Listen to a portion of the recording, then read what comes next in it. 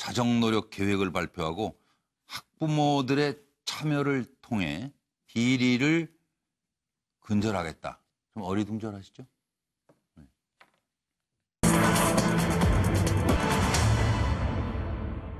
똑같은 한국유치원총연합회인데요. 목리 부리면서 학부모들 오지 말라고 그러고 뭐 그랬던 비대위원장인데 깊이 사죄하고 사과를 드립니다. 이게 하필이면 교육부 발표 전날에 왜 자정계획이 또 발표가 됐는지는 모르겠으나 이 상황을 어떻게 보시는지 비리 유치원의 폐원 협박에 이러지도 저러지도 못한 학부모들 감사 리스트에서 문제되는 부분만 골라 비리 유치원 5명을 씌웠어요. 억울해요. 우리 유치원이 비리 유치원이었네? 그것도 몰랐네? 학부모들이 깜짝 놀라가지고 제대로 해명을 하세요. 어떻게 한 거예요 애들한테. 학부모 유치원 출입 불가 오지 마세요. 그리고 싫으면 아이 데려가든가. 이렇게 세게 나갔어요. 감사에 걸리고도 더 큰 소리를 치시네. 아이들 볼모로 협박을 하시는 겁니까? 학부모들이 더 화가 났어요. 우리는 엄연한 개인 사업자예요. 아니 원비 받지, 국민 세금까지 지원받지. 그래놓고 아이들 상대로 무슨 장사를 했어요? 개인 사업자라게? 자, 그런 상황에서 원화 모집 중단 연기, 폐원도 검토 중 이런 얘기가 나오니까 교육부도 못 믿었고 유치원은 더 못 믿겠고 우리 아이들은 어디로? 이게 당장 불안한 거예요. 지금. 일단 요것도 설명드릴까요? 자정노력 계획을 오늘 발표했는데 요건이 충족되면 투명, 공정한 회계를 준수하겠다. 요건 충족이 돼야 된다는 조건은 있지만 유은혜 장관은 내일 종합대책을 발표합니다. 타협하면 미래가 없다. 내일 강력한 대책을 발표할 예정입니다. 서울시 교육청은 유치원 비리 신고, 회계 부정이 가장 많다. 이런 얘기를 했네요. 들어보시죠.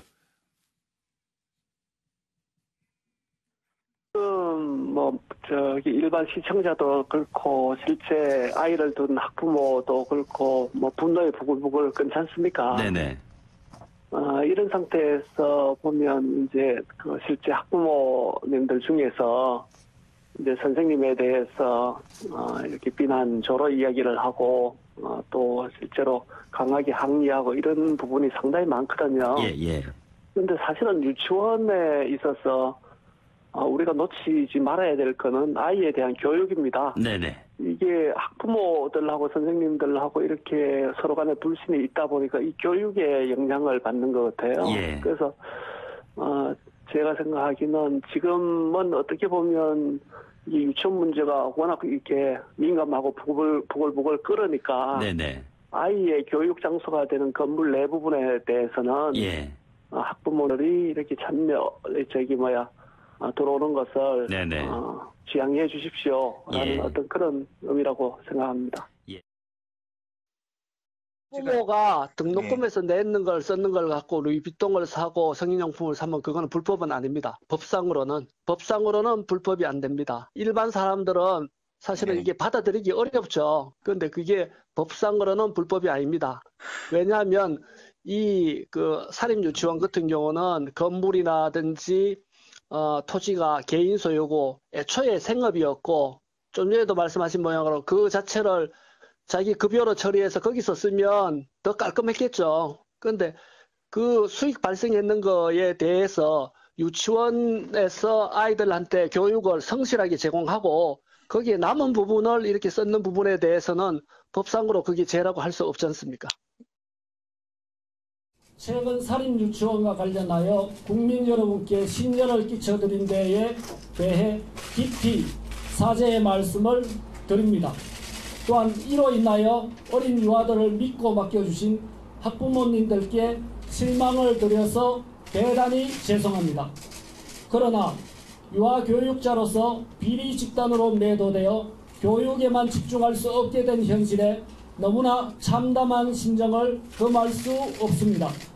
이번 사립유치원 감사 결과 비리 집단으로 매도된 가장 큰 이유는 교육부에서 사립유치원 설립자들이 유치원을 운영하기 위해 투입한 사유재산에 대한 보장이 없는 재무회계 규칙을 적용하였기 때문입니다. 따라서 설립자들의 지위를 보장해 줄 수 있는 유아교육법과 사립유치원에 맞는 재무회계 규칙을 만들어 주실 것을 간곡히 부탁드립니다. 그러니까 요거를 몇 분만 정 변호사님. 사죄한다고 했는데 중요한 말은 그러나거든요. 그러니까 잘못을 했다는 거예요. 잘못이 없다는 거예요. 억울하다는 이야기죠. 아. 그다음에 제가 봤을 때 저 비대위원장이 하신 말씀인지는 모르겠지만 예. 폐원 운운한 것은 굉장히 잘못된 이야기고요. 예. 왜냐하면 폐원할 생각이 있으면 저런 말 안 했을 텐데 그러니까. 폐원을 한다라고 하는 게 임직원이라고 써요. 이게 특히 맞벌이 그 가정에게 있어서는 협박이 되거든요. 그럼요. 근데 법적으로 폐원을 할 수가 없어요. 왜냐하면 예. 유아교육법에 유치원을 아무나 세울 수 있는 게 아니고 설립 기준을 만들어 놓고 거기에 대해서 교육감이 인가를 하고 그 인가가 됐기 때문에 국가나 지방자치단체가 지원을 하는 거거든요. 네. 그렇기 때문에 자기 마음대로 못 닫는다. 뭐. 만약에 폐원을 하려고 해도 교육감이 인가가 있어야 되고 인가 없이 마음대로 그 폐원을 하게 되면 예. 유아교육법 위반으로 해가지고 징역까지 살 수가 있는데 예. 그럼에도 불구하고 폐원이라고 하는 말을 저렇게 쉽게 함부로 쓴다라고 하는 것은 결국 아이들이 자기 손 안에 있다. 그 이야기밖에 안 되는 거거든요. 예. 김광덕 부장님. 한유총이 결국에는 전략적 변화를 모색하고 있는데 예. 내일 그 유치원 비리 근절 종합대책을 발표한다 그러니까 예. 그동안 일종의 목리 전략이었지 않습니까? 그런데도 워낙 목소리 높이고 했었는데 약간 몸조심. 예. 예, 그래서 여론도 악화되고 이러니까 예. 유화 전략으로 해서 고개를 약간 살짝 숙이는 예. 유한 전략으로 해서 타협을 시도하려는 그러한 전략 변화로 보입니다. 김종욱 교수님. 예, 저는 한유총이 자정이 불능할 것 같고요. 네. 오히려 자진 해산하는 게 맞다고 생각을 합니다. 예. 1995년도부터 만들어졌는데 이 단체가 너무 정치화돼 있습니다. 그래서 네, 그렇게 예를 들면 네. 2017년 7월 달에 교육부가 국공립 유치원 확대를 위해서 공청회를 여니까 이걸 막았어요. 예. 왜냐하면 국공립 유치원이 확대되게 되면 사립 유치원이 위협을 받으니까. 예. 또 올해는 그 나라 보고 돈을 좀 더 많이 달라고 예. 또 집단 후원까지 후원할 수 있다고 얘기를 했었고 그다음에 또 비리가 밝혀지니까 또 박용진 의원이 개최한 토론회 가서 뭐 예. 목리를 부리고 저는 이런 형태의 한유총이라면 학부모들이 절대 이룰 수 없을 거다라는 생각이 들어서 예. 자진 해산하는 게 방법이라고 생각합니다. 자 의원님 말씀. 저는 지금 차분해져야 된다고 보는데요. 우리가 분명히 일정하게 비리 유치원이 있고 그 사람들은 책임을 져야 되는데 대부분 제가 그 명단을 보니까 주의 정도, 회계장부 잘못 기록하고 뭐 이런 사람들도 있어요. 근데 이런 사람들까지 다 일방적으로 매도되고 있는 측면 그리고 분명히 현재 이런 여러 가지 비리 부정 이렇게 하는 데 있어서 교육부도 분명히 일조한 측면이 있어요. 처음에 이게 급격하게 도입하면서 사립 유치원을 일정하게 공교육으로 집어넣으면서 소위 말하는 유치원 등록금을 제한하면서 국고에서 일부 지원하는. 그런데 사립 유치원의 1인당 혜택비가 50만 원인가 그러고 국공립 유치원은 100만 원이에요. 그러니까 이런 차이도 있습니다. 그래서 그런 차원의 문제들이 있는데 현재 보니까 사립 유치원만 매대하고 교육부는 싹 빠지고 있고 그러다 보면은 나중에 애먼 엄마 아이들만 나중에 피해를 보게 돼 있습니다. 지금 조금 있으면 이제 새로 또 애들 받아들였는데 얼른 빨리 제도적으로 정비할 생각 안 하고 네가 잘했니 내가 잘했니 이런 식으로 하는 것은 저는 옳지 않다. 그럼요. 이렇게 내일 봅니다. 어쨌든 확실한 답을 주셔야 돼요. 부모들하고 아이들 자존감 상하게 하면 안 됩니다.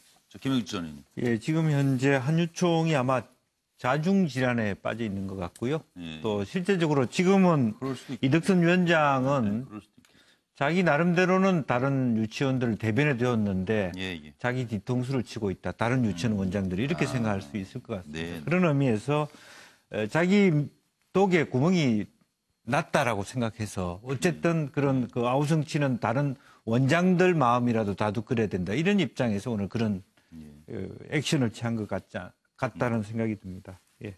사실은 간단한데요. 예. 유치원 한 10년 하셨는데 재산이 증가가 안 됐다 그러면은 양심적으로 하신 거고 돈이 많이 버셨구나 하면 뭘 좀 빼신 거고 그런데 사실은 같이 아이들을 위한 길로 가주시기를 정말 간청합니다. 그리고 벌써 100일이네요. 이제 100일인가 하시는 분도 계시겠습니다만은 김병준 비대위원장 취임 100일 한국당 드려보겠습니다. 김병준 비대위 100일 안정적이다. 무슨 일을 한 거냐? 이렇게 평가가 다른데요. 여러분의 간단한 평가를 좀 여쭤보겠습니다. 지금 안정적이다, 성과 없다, 상반된 반응이 나오고 있는데 비대위 출범 후에 계파 갈등이 줄었다. 이건 김병준 위원장의 이제 소회를 밝힌 내용인데요. 오늘 계파 갈등 줄면서 담론 제시에 당의 에너지가 모였다. 최종 목표, 정책 정당으로 거듭나기, 그리고 국민 신뢰를 얻는 것이다. 국민 성장, 평화 로드맵 조만간에 구체적으로 내놓겠다. 대체로 점잖으면서도 날카로운 면모가 있어요. A, 성적. 한쪽에서는 또 F를 주는 거예요. 100일 동안 무슨 일 했는지 잘 보이질 않는다. 노 변호사님. 저는 그냥 한마디로 정리합니다. 영국 신사 같은 스타일로 당을 운영한 것 같다. 네. 영국 신사가 가진 의미가 좀 애매합니다. 네. 김현님. 예, 저는 지금 정말 당을 완전히 체질 개선하는 그런 어떤 그 혁명의 전사로 오신 게 아니라 여의도 연구소장으로 오신 것 같은 느낌이 들어요. 아, 그래서 정치. 정책적으로 네, 네. 또 뭐 여러 가지 어떤 계획해가는 네. 지금 그럴 때는 아닌 것 같습니다. 네. 김종욱 교수님. 이게 뭐 저는 100일 되는데 희미해지는 혁신이라는 생각이 많이 들고요. 예. 개파 척결, 뭐 인적 쇄신, 정책 변화 이런 게 다 없어서 예. 진짜 국민들한테 어떤 길을 갈 것인지에 대해서 100일 동안 밝혀진 게 별로 없으셔서 예. 앞으로도 잘하실 수 있으실까 발표하신다고 이런 좀 회의적인 생각이 듭니다. 아하. 정의진 변호사는 어떠세요?